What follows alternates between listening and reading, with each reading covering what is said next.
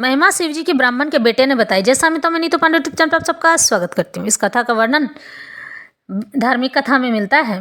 भगवान शिव की महिमा का गुणगान करना इतना आसान भी नहीं है। जो सर्वस्व हैं, जो ना आदि हैं ना अंत हैं, जो जन्म और मृत्यु से रहित हैं, जो काल चक्र को अपने अधीन रखता है, जो कालों का काल है, जो संहारक है। भगवान शिव के अगर गुणगान करने बैठे तो शायद यह ब्रह्मांड छोटा पड़ जाए।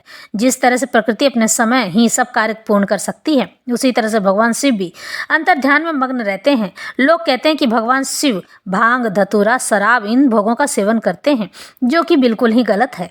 हमारे सनातन धर्म के ईश्वर कभी भी इन दूषित चीज़ों का भोग नहीं करते हैं। इन सब का भोग तो तांत्रिक देवों को दिया जाता है, जिसे भगवान शिव का ही रूप माना जाता है, जिसे हम सब भैरव कहते हैं। भगवान भोलेनाथ इतने भोले हैं कि अपने हर भक्त की हर मनोकामना को पूर्ण कर देते हैं, बाद में चाहे उसका फल जो भी मिले। लेकिन इन सबको संभालने के लिए हमारे भगवान विष्णु सक्षम रहते हैं। तो आज की कथा आरंभ करते हैं। एक गांव था सोनपुर। वहाँ एक निर्धन ब्राह्मण रहा करता था। उसे वेद पाठों का बिल्कुल भी ज्ञान नहीं था, लेकिन वह शिव भक्त बड़ा अच्छा था। भगवान शिव के लिए हमेशा ही अपनी सेवा को सर्वोपरि रखा करता था।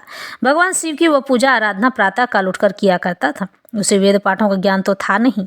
उसके मन से उत्तम जो भी हो सके वह सब कुछ भगवान शिव के लिए किया करता था। यही नहीं, अपने पूरे परिवार को भी भगवान शिव की सेवा में लगा रखा था और पूरा परिवार ही भगवान शिव की भक्ति किया करता था। लेकिन जिस किसी पर भी भगवान शिव की असीम कृपा हो जाती है तो भगवान शिव उसके लिए उत्तम ज्ञान और निर्गुण भक्ति की व्यवस्था अवश्य कर देते हैं। निर्गुण भक्ति का अर्थ भगवान विष्णु से है। फिर क्या था, भगवान शिव की कृपा उस निर्धन ब्राह्मण पर हो गई और उस ब्राह्मण का बेटा अपने गांव से बाहर दूसरे अन्य गांव लोगों के साथ दूसरे गांव चला गया। वहाँ पर भगवान शिव व भगवान विष्णु की चर्चा चल रही थी। ब्राह्मण का बेटा उसे बैठकर सुनने लगा। सुनते हुए वह तो घर जाना ही भूल गया था और वहीं भागवत पाठ सुनने लगा। सुनते सुनते 7 दिन बीत गए तो उस ब्राह्मण के पुत्र की जिज्ञासा भगवान शिव व भगवान विष्णु के बारे में और भी जानने की होने लगी। जब वह 7 दिन बाद घर पहुंचा तो माता पिता चिंता से व्याकुल थे।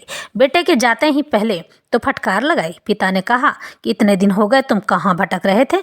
फिर माँ ने समझाया, कहा बेटा बिना बताए इतने दिन बाहर नहीं रहा करते हैं, हमें भी चिंता होती है, कम से कम हमारी चिंता का तो ख्याल किया करो।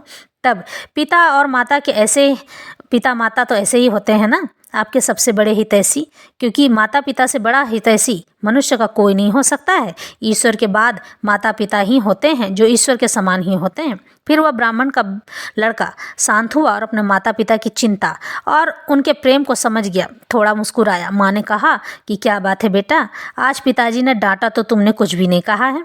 फिर बेटे ने कहा कि माँ, ये डांट थोड़े ही था, यह तो उनका मेरे प्रति प्रेम था जो गुस्से के रूप में छलक गया।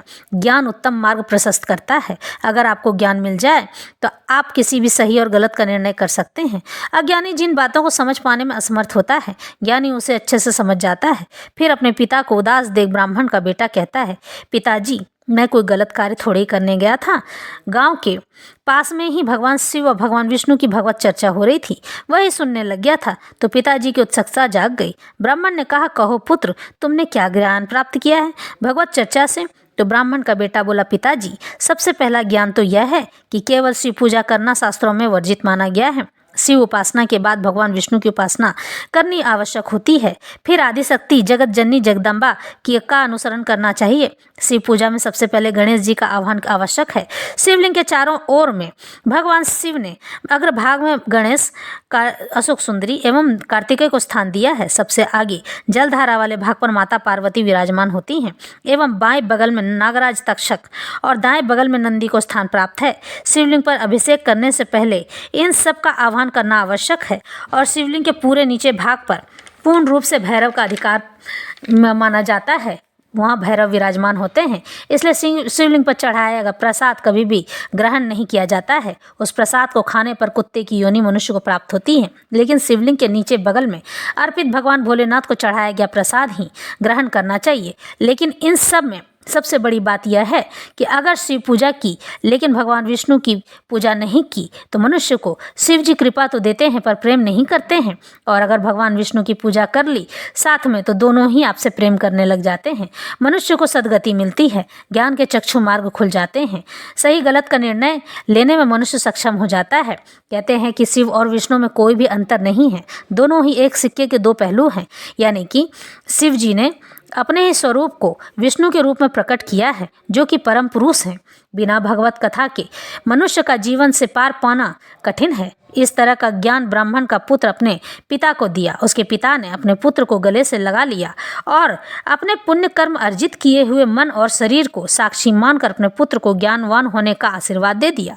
शिव जी जिस पर अपनी प्रसन्न होते हैं उन्हें वह स्वयं ही भगवान विष्णु को सौंप देते हैं और भगवान विष्णु उसका बहुत ख्याल रखते हैं। तो आज की कथा यहीं संपन्न होती है। आशा है यह कथा आपको अच्छी लगी होगी।